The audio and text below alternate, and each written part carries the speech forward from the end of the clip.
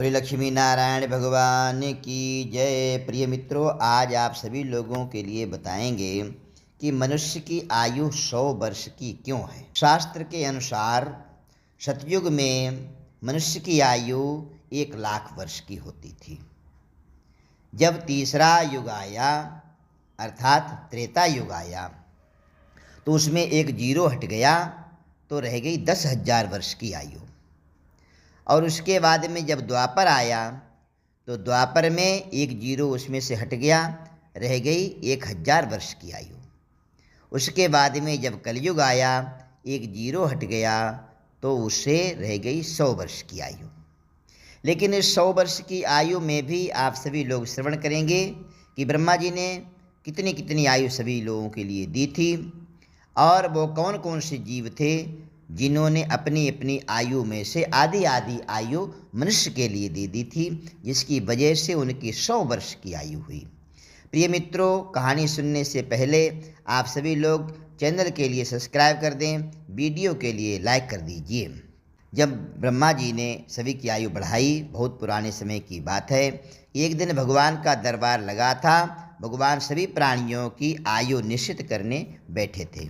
इस बीच मनुष्य, गधा, कुत्ता और उल्लू चारों एक साथ भगवान के सामने हाजिर हुए। भगवान ने चारों को 40 साल की आयु दे दी। मनुष्य को भगवान का यह निर्णय पसंद नहीं आया, उसे बुरा लगा। उसने सोचा, मैं सब प्राणियों में श्रेष्ठ माना जाता हूँ, फिर भी मेरी आयु इन गधे, कुत्ते और उल्लू के समान दे दी गई। सचमुच भगवान के घर में भी अंधेर है। लेकिन उस समय वो कुछ बोल नहीं सका।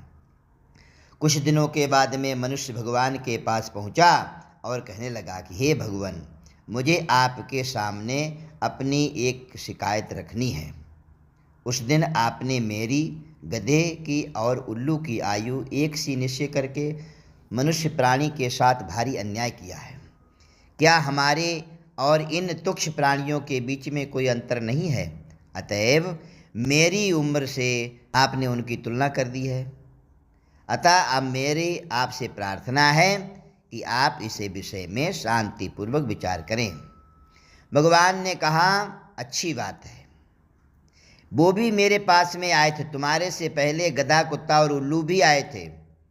गधे ने कहा, महाराज मेरी आयु 40 साल की है, मुझे बहुत लोग तंग करेंगे, परेशान करेंगे, इसलिए प्रभु इतनी लंबी आयु को लेकर के मैं क्या करूँगा, ज़िंदगी भर बोझाई ढोता रहूँगा, इसलिए कृपा करके मेरी आयु कम कर दो।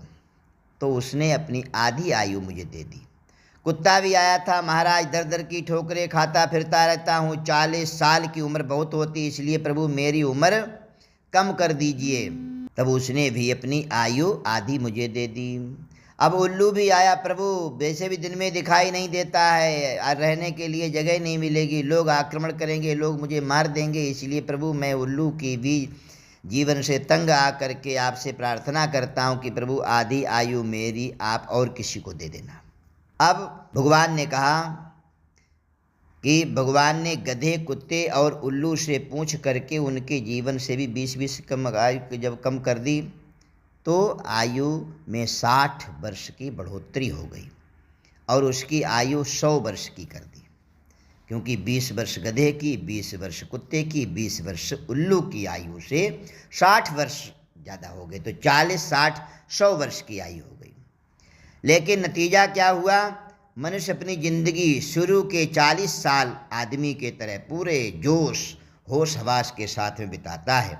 उसके बाद में जब 20 साल गधे की आयु आती है, 40 से 60 साल के मध्य में, इस बीच सालों के बीच में उसे लड़के, लड़की, बहू, नाती, पोते आदि के रूप में सारी गृहस्थी का भार गधे की तरह ढोना पड़ता है। फिर 60 से लेकर के 80 साल की उम्र के बीच में कुत्ते की आयु से प्राप्त 20 साल जो होते हैं, उन 20 सालों में घर के दरवाजे के पास में चारपाई पड़ी होती है और वह उस पर बैठा बैठा घर वालों को और बाहर वालों को आते जाते देखता है और कुत्ते की तरह उन्हें घूरता है और भौंकता है, ये काम नहीं हुआ, वो काम नहीं हुआ, ऐसा नहीं हुआ, वैसा नहीं हुआ, तुम लोग नालायक हो।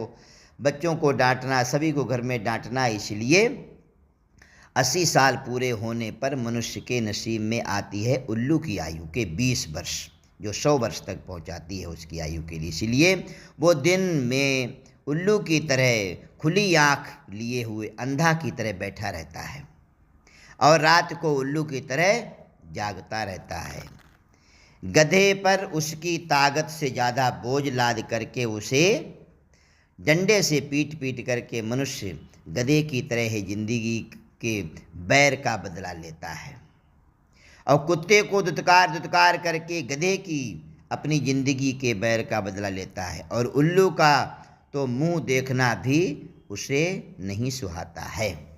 इसलिए यह चीज़ें जो ब्रह्मा जी ने बनाई हैं, इसलिए प्रिय मित्रों, आयु हमें चाहे जितनी मिली हो, लेकिन हम इस आयु का सदुपयोग करें और भगवान की भक्ति करें। हमें कोई समय एक्स्ट्रा नहीं मिलेगा, अधिक नहीं मिलेगा। सारे कार्यों को, परिवार के सारे कार्यों को करते हुए भगवत भक्ति करनी है। इसी में से टाइम निकालना है, जो भगवान से प्रेम करना है, परोपकार करना है, पुण्य कर्म है, सदुपयोग करना है इस शरीर का, इस जीवन का, इस आयु का, इस क्षण क्षण जो बीत रहा है हमारा समय, उसका सदुपयोग करके भगवान की भक्ति को प्राप्त करें। और भगवान के धाम तक पहुंचने का एक मनुष्य का एक साधन है, बाकी कोई नहीं पहुंचा सकता। किसी योनि में जाएंगे तो वो हमें वहां तक पहुंचने का मार्ग नहीं दिखाएगा, नहीं बताएगा, नहीं हमें ज्ञान होगा। हमें ज्ञान इतना ही होगा, खाओ पियो सो, बस इतना ही ज्ञान होगा, बाकी कोई ज्ञान नहीं होगा। प्रिय मित्रों, आप लोगों ने कथा श्रवण की। कथा सुनने के लिए आप सभी लोगों के लिए धन्यवाद। भगवान आपके ऊपर कृपा बनाए रखें। चैनल के सब्सक्राइब करें, वीडियो के लाइक कर दीजिए। जय श्री राम।